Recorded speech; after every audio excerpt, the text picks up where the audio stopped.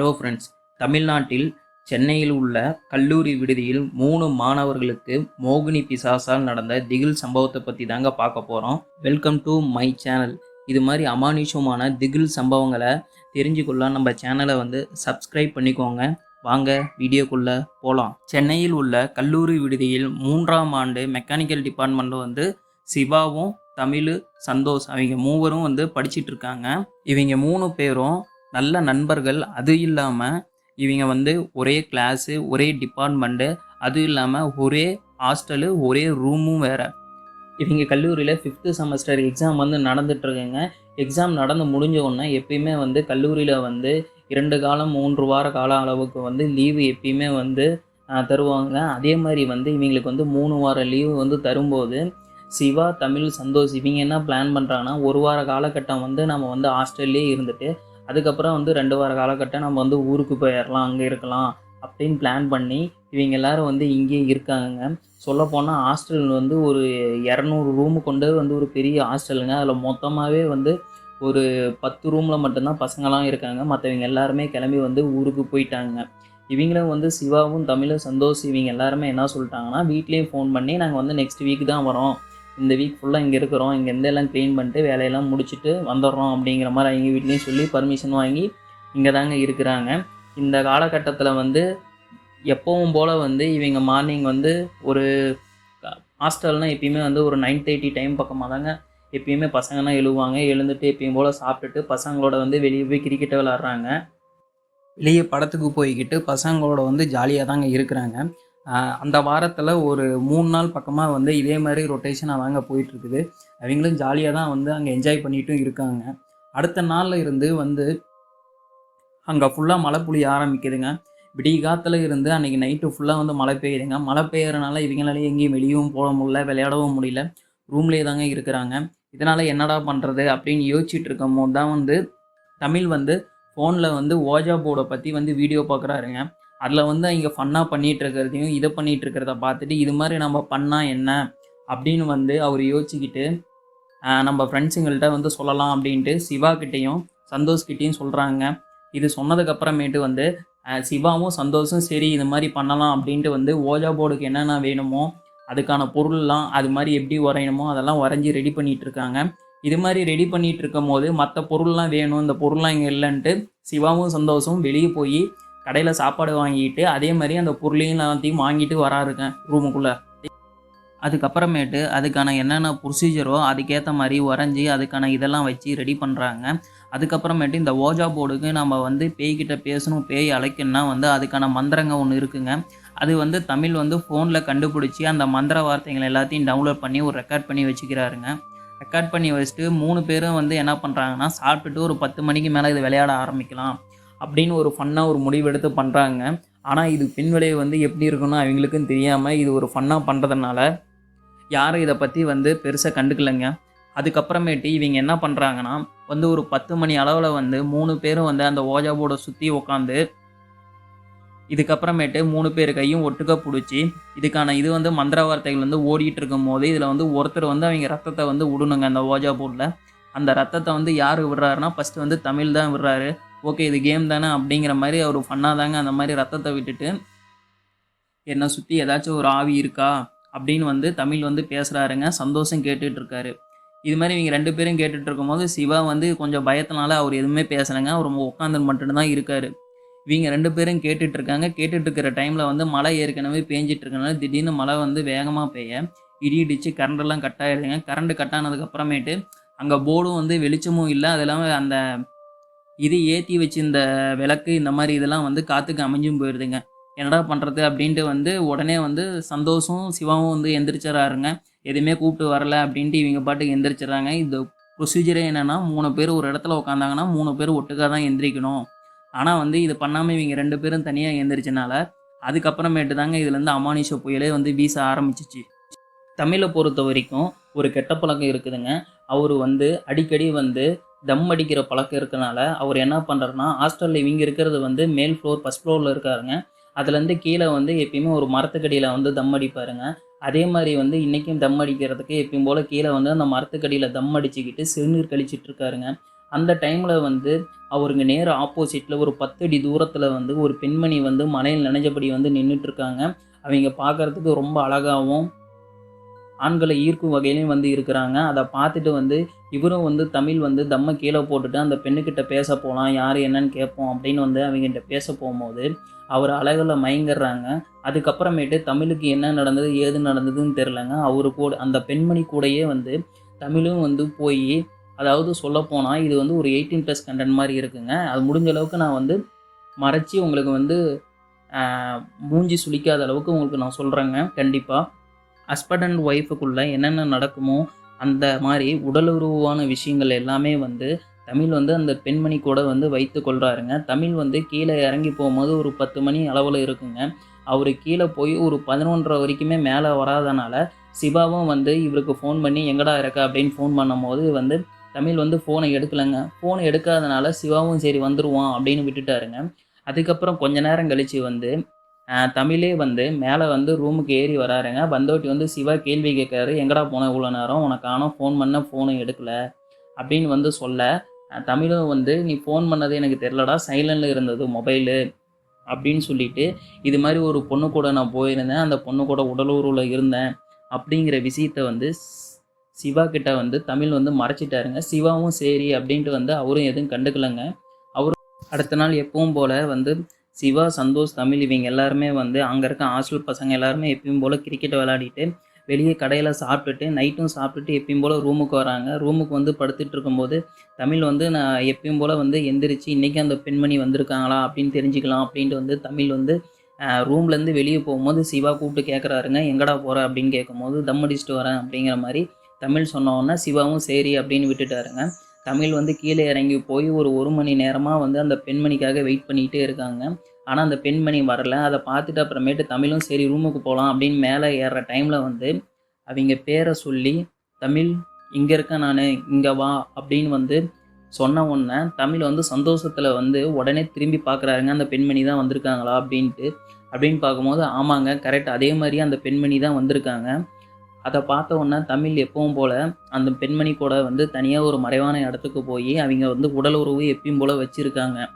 உடல் உறவு வச்சிட்டு இருக்கும்போது இந்த டைம் போனவர் ஒரு மணி நேரம் இருந்ததை விட்டு இப்போ ஒரு 2 மணி நேரம் அந்த டைம் மாதிரி ஆயிடுச்சுங்க. ஒரு 12:30 மணி பக்கமாக தான் ரூமுக்குள்ளேயே வராரு. சிவா வந்து ஃபோன் பார்த்துட்டு தாங்க இருக்காரு. எங்கடா போனேன் அப்படின்னு கேட்கும்போது வந்து கீழே தான் நின்று சும்மா ஃபோன் பார்த்துட்டு இருந்தேன் அந்த மாதிரி சொல்லி மழுப்பிட்டாருங்க. இதனால் சரி சிவாவும் வந்து சந்தேகமாக இவன் என்ன பண்ணுறான்னு, ஏதோ ஒரு தப்பு பண்ணுறான், நம்மக்கிட்ட சொல்ல மாட்டேங்கிறான் அப்படின்ட்டு வந்து சிவாவும் அமைதியாக படுத்துட்டாருங்க.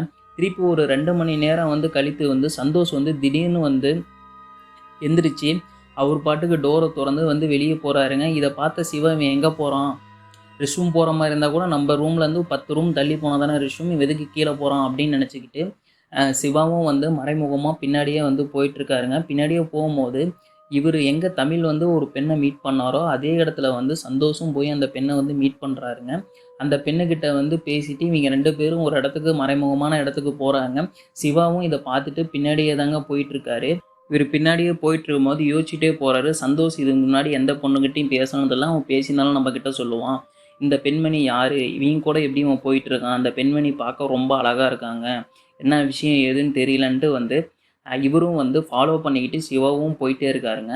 அந்த பெண்மணி பார்க்குறதுக்கு மிகவும் அழகாக இருக்காங்க, ஆண்களை ஈர்க்கிற அளவுக்கு. இந்த மாதிரி இருக்கும்போது சிவாவும் வந்து தெரியாத மாதிரி பின்னாடியே போயிட்டுருக்காருங்க. இவங்க வந்து எப்பவும் போல் வந்து உடலுறவு வைத்து கொள்வது போல் அங்கே நடைபெறதை வந்து இவர் பார்க்குறாருங்க சிவா. சிவா இது பார்த்ததுக்கு அப்புறமேட்டு அவர் வந்து ஒரு மாதிரி ரொம்ப பயந்துடுறாருங்க. ஏன் பயந்துடுறாருன்னா காரணம் என்னென்னா, அந்த பெண்மணி இவரை கூட்டிகிட்டு போகும்போது பார்க்க ரொம்ப அழகாக இருந்தாங்க. ஆனால் உடலுறவு வைத்து கொள்ளும்போது அதோட முகப்போதனை எல்லாமே பார்த்தீங்கன்னா பயங்கரமாக பார்க்க வந்து கொடூரமாக இருக்குங்க. ஆனால் வந்து சந்தோஷ் வந்து அந்த இடத்துல வந்து மயக்கத்தில் இருக்காரா என்ன ஏதுன்னு வந்து தெளிவாக தெரிலங்க. ஆனால் அவரும் வந்து அந்த இடத்துல முழிச்சிட்டு தான் இருக்கார், எல்லா இதுவுமே பண்ணிட்டு தான் இருக்கிறத சிவாவும் பார்க்குறாரு. இதை வந்து என்னால் தெளிவாக வந்து விளக்கமாக சொல்ல முடியாதுங்க, எல்லாருமே இந்த சேனல் பார்த்துட்ருக்கனால. அதுக்கப்புறமேட்டு சிவாவுக்கும் வந்து அதை பார்த்துட்டு அது வந்து ஒரு பெண்ணே இல்லை, அது ஒரு மோகினி அப்படின்னு அவர் கன்ஃபார்ம் பண்ணிவிட்டு அங்கேருந்து வந்து பயத்திலே கை கால் நடுக்கத்தோடு வந்து ரூமில் வந்து படுக்கிறாருங்க. ரூமில் வந்து படுத்து ஓட்டி நம்ம வந்து எதுக்கும் வந்து தமிழ்கிட்ட வந்து எழுப்பி சொல்லலாம் அப்படின்னு வந்து தமிழை வந்து எழுப்ப ட்ரை பண்ணுறாருங்க. தமிழ் வந்து ஏற்கனவே தானே அந்த பெண்மணி கூட போயிட்டு வந்தார். தமிழ் வந்து அசதியில் நல்லா தூங்கிட்டு இருக்காருங்க. அவரால் எந்திரிக்கவே முடியல. அவர் எழுப்பியும் பார்த்துட்டாரு, எந்திரிக்கல. அப்போ தான் எழுப்பும்போது வந்து சிவா வந்து ஒரு விஷயத்த நோட் பண்ணுறாருங்க. தமிழோட கை, கால், கழுத்து, அதுக்கப்புறம் இந்த இடத்துலலாம் வந்து கீறல் வந்து அதிகமாக இருக்கிறத வந்து சிவா வந்து நோட் பண்ணுறாருங்க. இதெல்லாம் பார்த்துட்டு வந்து தமிழும் வந்து இந்த பெண்மணி கிட்ட போகிறான். அது வந்து அந்த மோகினி பேய் வந்து நம்ம நண்பர்களை வந்து வசப்படுத்தி வச்சிருக்குன்னு நினைக்கிறேன் அப்படிங்கிற மாதிரி வந்து சிவா யோசிச்சுக்கிட்டே பயத்திலே வந்து படுக்கிறாருங்க. எத்தனை மணிக்கு வந்து சந்தோஷ் வந்து ரூமுக்கு வரான் அப்படின்னு பார்த்துக்கிட்டு முழிச்சிக்கிட்டே இருக்காருங்க. அவர் ஒரு 3 மணி 3:30 பக்கமாக வந்து ரூமுக்குள்ளே வந்து சந்தோஷ் வந்து ஒன்றும் தெரியாத மாதிரி படுத்துக்கிறாருங்க. சிவா வந்து யோசிச்சுட்டே சரி நம்ம காலையில் இதை பற்றி கேட்டுக்கலாம் அப்படின்னு வந்து சிவா படுத்துக்கிட்டு யோசிச்சுட்டே இருந்துட்டு அப்புறம் காலையில் அவரும் தூங்கிறாருங்க. 7 7:30 பக்கமாக தான் சிவாவும் எந்திரிக்கிறாரு. நான் ஏற்கனவே சொன்ன மாதிரி ஹாஸ்டலில் படுத்துட்டு இருக்கும்போது 9:30 மணி பக்கமாக தாங்க பசங்கள்லாம் எந்திரிப்பாங்க. அதனால் எப்பயும் போல் வந்து இவங்கெல்லாம் லேட்டாக எந்திரிக்க சிவா மட்டும் 7 மணிக்கே எந்திரிச்சிக்கிறாருங்க. இவங்கள்ட்ட வந்து கேட்கலாம் அப்படின்னு. அவங்க எந்திரிச்சதுக்கு அப்புறமேட்டு சிவா வந்து கேட்குறாங்க, நைட்டு நீங்கள் 2 பேரும் எங்கே போனீங்க அப்படின்னு கேட்கும்போது தமிழ், சந்தோஷ் 2 பேருமே வந்து திருன்னு முழிக்கிறாங்க எதுவுமே சொல்லாமல். அப்போ வந்து சிவா வந்து நீங்கள் எங்கே போனீங்க என்ன பண்ணீங்கன்னு எனக்கு எல்லாமே தெரியும். நீங்கள் போனது அது வந்து பெண்ணே இல்லை, அது ஒரு மோகினி பேய் பிசாசு அப்படின்னு வந்து சிவா வந்து சொல்ல, அதுக்கு வந்து சிரிச்சுக்கிட்டே வந்து சந்தோஷம் தமிழும் இல்ல அது பெண் தான் எங்களுக்கு நல்லாவே தெரியும் அப்படின்னு வந்து சொல்ல, சரி அந்த பெண்ணிடம் நீங்கள் எப்படி வந்து பேசுனீங்க, எப்படி உங்களுக்கு பழக்கம் அப்படின்னு கேட்கும்போது, இல்லை நான் கீழே தம் அடிக்க போவேன்னு சொன்னால, அப்போ போகும்போது அந்த பெண்மணியை பார்த்தேன், அப்படி தான் எனக்கு பழக்கம் அப்படின்னு சொல்ல, சந்தோஷக்கிட்டேயும் வந்து சிவா கேட்குறாருங்க. நான் அன்னைக்கு கீழே போயிருந்தேன், அப்போ வந்து என்னை கூப்பிட்டாங்க, அப்படி தான் எனக்கும் பழக்கம் அப்படின்னு வந்து சந்தோஷமும் சொல்ல, சிவா வந்து அது பெண்மணியே இல்லை, அது வந்து ஒரு மோகினி பிசாசு, அதுக்கிட்ட நம்ம போகக்கூடாது, நான் சொல்கிறத கேளுங்க அப்படிங்கிற மாதிரி வந்து சிவாவும் சொல்ல, இதை இவங்க நம்ப மாட்டேங்கிறாங்க. அதனால் சிவா என்ன சொல்கிறாரு, இதை நம்புன்னா நீங்கள் நைட்டு 2 பேருமே யாரும் போகாதீங்க அப்படின்னு வந்து சிவா வந்து ஸ்ட்ரிக்டாக வந்து கோபமாக சொல்ல, இவங்களும் சேர்றா நாங்கள் போகல அப்படின்னு வந்து இவங்களும் சொல்லிடுறாங்க. நைட்டு எப்பயும் போல் சாப்பிட்டுட்டு கதவை வந்து லாக் போட்டுறாருங்க. உள்லாக் போட்டுட்டு சிவாட்ட தான் சாவி வச்சுருக்காரு, இவங்க வெளியே போகக்கூடாது அப்படிங்கிறதுக்காக. இவங்களும் வந்துட்டு எப்பயும் போல் தமிழும் சந்தோஷம் படுத்துட்டாங்க. தமிழ் வந்து எப்பயும் போல் அந்த 10 மணி 10:30 மணி அளவில் வந்து அவரே வந்து டோரை திறக்க பார்க்குறாருங்க. அதாவது அவர் சுயநினைவுலேயே இல்லை. சுயநினைவே இல்லாத போது அவர் பாட்டுக்கு போய் அந்த டோரை வந்து திறக்க ட்ரை பண்ணுறாருங்க. திறக்க முடியல. இதை பார்த்த வந்த சந்தோஷம் சிவாவும் போய் வந்து பர்றா டோர் லாக்கில் இருக்குது அப்படின்னு சொல்லும் போது, என்னை வெளியே விடுங்க, நான் போகணும் என்னை கூப்பிட்றா அப்படின்னு வந்து தமிழ் வந்து சொல்ல, அவரோட பேச்சு அவரோட நடவடிக்கைலாம் பார்த்தா அவர் சுயநினைவிலே சுத்தமாக இல்லை, அவர் மாதிரியே தெரியலங்கிறதுனால சந்தோஷுக்கும் சிவாவுக்கும் பயம் வந்துடுதுங்க. அதுக்கப்புறமேட்டு தமிழை வந்து கூப்பிடுற அந்த பெண்ணோட குரல் வந்து சிவாவுக்கும் சந்தோஷுக்கும் நல்லாவே கேட்குதுங்க. இது கேட்குறத பார்த்த வந்து சந்தோஷுக்கு கை கால்லாம் உதற ஆரம்பிச்சிருதுங்க. சிவாவுக்கும் வந்து அதே அளவுக்கு பயம் இருக்குது. அதுக்கப்புறமேட்டு கொஞ்ச நேரத்தில் அந்த இடம்லாம் அமைதியானதுக்கப்புறமேட்டு தமிழ் வந்து திருப்பியும் போய் படுத்துக்கிறாருங்க. அவருக்கு வந்து என்ன நடந்ததுன்னே தெரில. சந்தோஷ் பயத்தில் படுத்துட்டு இருக்கும்போது சிவாவும் வந்து படுத்துட்டு என்னதான் நடக்குது அப்படின்னு பார்த்துட்டு இருக்காருங்க. அதே மாதிரி சந்தோஷ் வந்து நைட்டு அதே 2 மணி 3 மணி அளவில் வந்து இவரு எந்திரிச்சு போவார் அப்படிங்கிற மாதிரி சிவா வந்து அரை தூக்கத்தில் தாங்க படுத்துட்டு பார்த்துட்டு இருக்காரு. ஆனால் வந்து சந்தோஷம் நல்லா தூங்கிட்டு இருக்காங்க. தூங்கிட்டு இருக்கும் போது திடீர்னு வந்து அந்த ஃப்ளோரில் வந்து கொலுசு சவுண்டு வந்து கேட்குதுங்க. என்ன கொலுசு சவுண்டு கேட்குது அப்படின்னு வந்து சிவா வந்து எந்திரிக்காமல் பெட்லேயே தாங்க கண்ணை முழிச்சு மட்டும் பார்த்துட்ருக்காரு. இப்படி பார்த்துட்டு இருக்கும்போது அவங்க ரூமில் பொறுத்த வரைக்கும் மொத்தம் 3 பெட்டுங்க. இப்போ லைனாக வந்து 1 2 3ன்ட்டு வந்து லைனாக இருக்குங்க. லைனாக இருக்கனால வந்து சிவா வந்து சென்டரில் படுத்துட்ருக்காரு. இந்த சைடில் பார்த்தீங்கன்னா வச்சுக்கோங்களேன் தமிழ், இந்த சைடில் பார்த்தா சந்தோஷ் படுத்துட்ருக்காரு. இவர் சென்டரில் படுத்துட்ருக்கனால இவர் கட்டில்கிட்ட ஒரு பெண்மணி வந்து நடந்து வர உருவத்தை வந்து பார்க்குறாருங்க. அந்த உருவம் வேறு எந்த உருவமும் இல்லைங்க. இவர் வந்து நேற்று பார்த்தாரு இல்லை அந்த காட்டுக்குள்ளே, அதே உருவம் தாங்க. இவர்கிட்ட வந்து தப்பான முறையில் எப்பவும் போல் வந்து உடல் உருவம் வந்து அதை வச்சுக்கொள்ளுதுங்க. அந்த டைமில் வந்து சந்தோஷ் வந்து சுயநினைவிலே இல்லை. ஆனாலும் வந்து அதுக்கேற்ற மாதிரியே எல்லா விஷயத்தையும் இவரும் பண்ணுறாருங்க. அதை பார்த்துட்டு வந்து இவருக்கு கொலையே நடுங்கி போயிடுதுங்க சிவாவுக்கு. சிவாவால் பேசவும் முடியல, கத்தவும் முடியல, எந்திரிக்கவும் முடியல. படுத்துட்டு கண்ணை மட்டும் திறந்து பார்த்துட்ருக்காருங்க. அதுக்கப்புறமேட்டு அந்த உருவம் வந்து சந்தோஷக்கிட்ட இருந்து திருப்பி தமிழ்கிட்ட போய் சேம் இங்கே என்ன பண்ணதோ அதே உடல் உருவான விஷயத்த வந்து தமிழ்கிட்ட பண்ணுதுங்க. தமிழுக்கும் வந்து என்ன நடக்குது ஏது நடக்குதுங்கிற சுயநினைவு இல்லாமல் தான் அவரும் இருக்காருங்க. ஆனால் மற்றபடி அவங்க சொல்லப்போனால் அவங்களோட கண்ட்ரோலில் வந்து அந்த பேய் வந்து வச்சுருக்குங்க அவங்கள. அதனால் வந்து இப்படி அவங்க பண்ணிகிட்ருக்காங்க. இதை பார்த்த வந்து சிவா வந்து இதே மாதிரி விட்டோம்னா நம்ம ஃப்ரெண்ட்ஸை நம்ம இழந்துருவோம், ஏதோ பெரிய பிரச்சனை, நாளைக்கு நம்ம கோயிலுக்கு கூட்டிகிட்டு போயிடலாம் அப்படின்னு வந்து சிவா வந்து நினச்சிட்டு நைட்டு ஃபுல்லாக தூங்கவே இல்லைங்க. காலையில் ஒரு 7 மணிக்கெல்லாம் வந்து எழுப்புறாருங்க. சந்தோஷையும் தமிழும் சந்தோஷும் வந்து சுத்தமாக எந்திரிக்கவே இல்லைங்க. அவங்களால எந்திரிக்கவே முடியல. 2 பேத்துக்கும் உடம்பு வலி பயங்கரமாக இருக்குது. அது இல்லாமல் 2 பேத்துக்கும் ஒரே மாதிரி காய்ச்சலும் பயங்கரமாக இருக்குங்க. இதனால் வந்து சிவா என்ன பண்ணுறதுன்னு தெரியாமல், சரி எங்கள் வீட்டில் ஃபோன் பண்ணி சொல்லிடலாம், இப்படி உடம்பு சரியில்லை கூப்பிட்டு போயிருங்க அப்படின்னு சொல்லிட்டு. அதே மாதிரி அவரும் ஃபோன் பண்ணி சொல்லிடுறாருங்க. அவங்க வீட்டாரும் வந்துட்டு, என்னப்பா ஆச்சு, உடம்பு சரியில்லையா, மலையில் ஆடிட்டு இருந்தீங்களா அப்படின்னு வந்து நார்மலாக பேசிட்டு அவங்களும் வந்து கூட்டிகிட்டு போயிடுறாங்க. சந்தோஷம் எங்கள் வீட்டுக்கு கூப்பிட்டு போயிடுறாங்க, தமிழையும் கூப்பிட்டு போயிடுறாங்க. சிவாவும் சரி நாமளும் கிளம்பிடலாம், இங்கேருந்தா நமக்கு எதாவது பிரச்சனை ஆயிரும் அப்படின்னு வந்து சிவாவும் கிளம்பிடுறாருங்க. ஆனால் இதில் என்ன ஒரு விஷயம்னா, இங்கே இது மாதிரி நடந்த விஷயத்த வந்து சிவா வந்து தமிழை எங்கள் வீட்லேயும் சொல்லலை, சந்தோஷம் எங்கள் வீட்லேயும் சொல்லலைங்க. அவர் ஏன் சொல்லலைன்னா, இந்த மாதிரி விஷயம் ஒன்று நடந்ததுன்னு சொன்னால் நம்ம பசங்களை வந்து ஃப்ரெண்ட்ஸை தப்பாக பேசுவாங்க அப்படிங்கிறதுன காரணத்தினால சிவா வந்து இதை பற்றி எதுவும் சொல்லலைங்க. அது இல்லாமல் இந்த ஆத்மா வந்து இந்த மோகினி பிசாசு வந்து இப்படி வந்து தொலைவிட்டு இவ்வளோ தூரம் வராது அப்படிங்கிற மைண்ட் செட்டில் இவரும் சொல்லலைங்க. அதுக்கப்புறமேட்டு வந்து சிவாவையும் சந்தோஷையும் ஹாஸ்பிட்டலில் கூப்பிட்டு போயிட்டு வீட்டில் தாங்க படுக்க வச்சிட்டு இருக்காங்க. இவரும் வந்து சிவாவும் வந்து வீட்டுக்கு போயிடுறாருங்க. தமிழும் சந்தோஷம் எப்பயும் போல் நைட்டு தூங்கிட்டு இருக்கும் போது ஹாஸ்டலில் என்ன நடந்ததோ அதே மாதிரி ரொட்டேட்டான விஷயம் தொடர்ந்து ஒரு வாரம் வந்து இவங்களுக்கு கூட வந்து உடலுறவில் அந்த மோகினி பிசாசு இருந்துகிட்டே இருக்குதுங்க. இதனால் வந்து இவருக்கு உடம்பும் வந்து சரியாகலை. அது இல்லாமல் உடம்பு வந்து பயங்கரமாக வந்து 2 பேருமே தோராயமாக ஒரு 65 கிலோவில் இருந்திருந்தாங்கன்னா 45 கிலோ பக்கமாக வந்து 2 பேருமே வந்துட்டாங்க. அது இல்லாமல் சிவா வந்து இவங்கள்ட்ட ஃபோன் பண்ணி பேசி ட்ரை பண்ணலான்னு இவங்க ஃபோன் பண்ணாலும் இவங்க 2 பேருமே ஃபோன் எடுக்க மாட்டேங்கிறாங்க. என்ன விஷயம்னு தெரியல.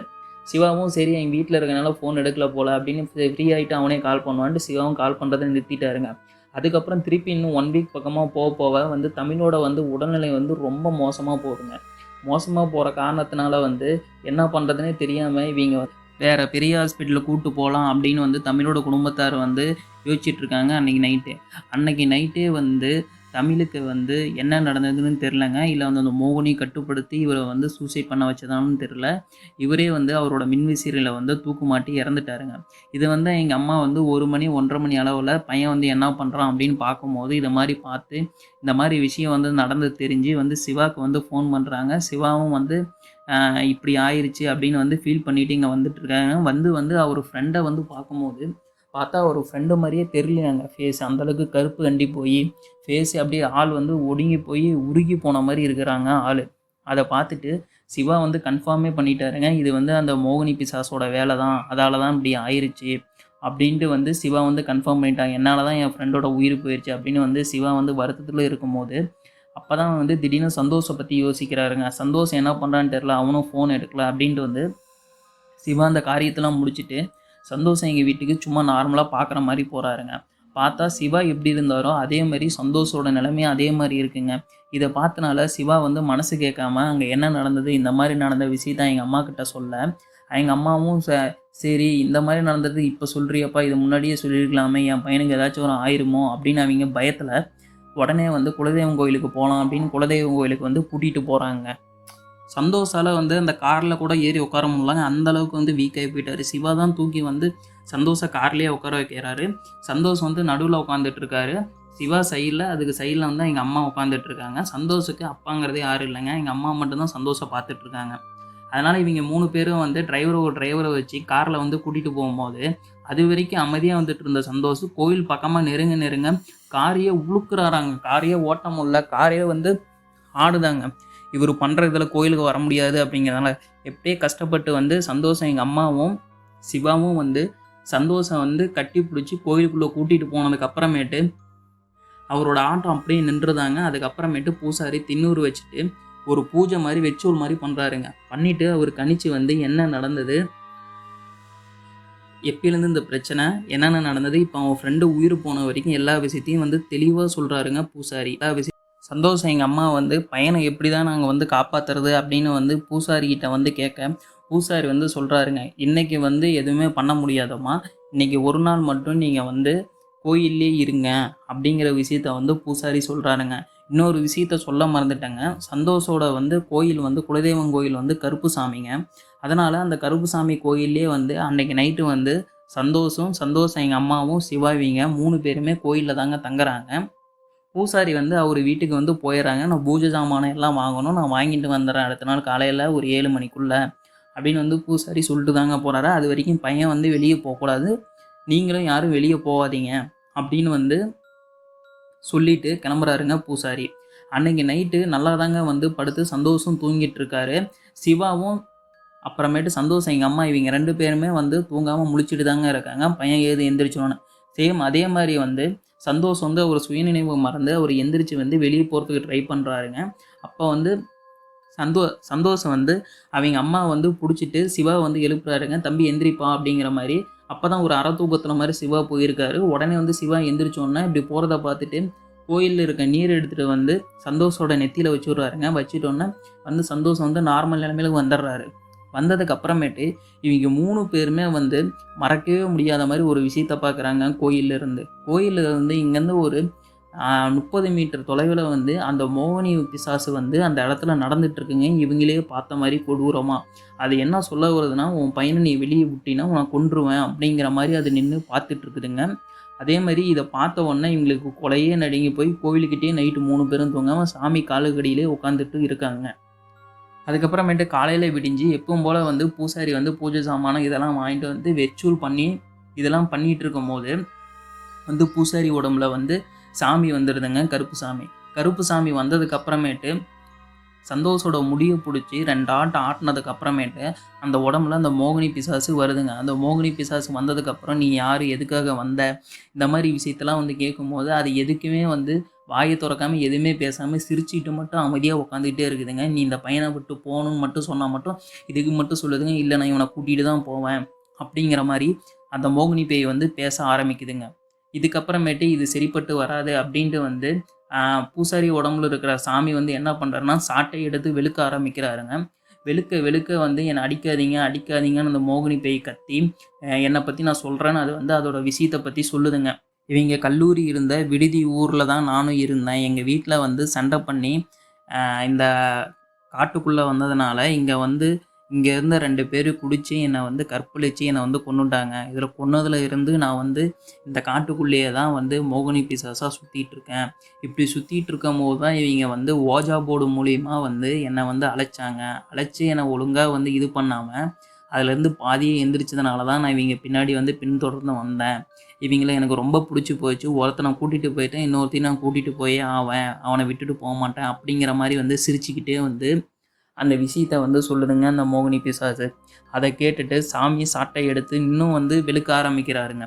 வெளுக்க வலி தாங்க முடியாமல் அந்த மோகினியும் வந்து நான் இவன் உடம்பை விட்டு போயிடுறேன், ஆனால் இவங்க வந்து எக்காரணத்தை கொண்டு என் எல்லைக்குள்ளே வரவும் கூடாது, நானும் இவங்க எல்லைக்குள்ளே வரவும் மாட்டேன், அதை மீறி அவங்க வந்தாங்கன்னா அவங்க நான் என்ன வேணாலும் பண்ணுவேன் அப்படிங்கிற மாதிரி வந்து கருப்பு சாமிக்கிட்டே வந்து பேசி சத்தியம் பண்ணிட்டு போதுங்க.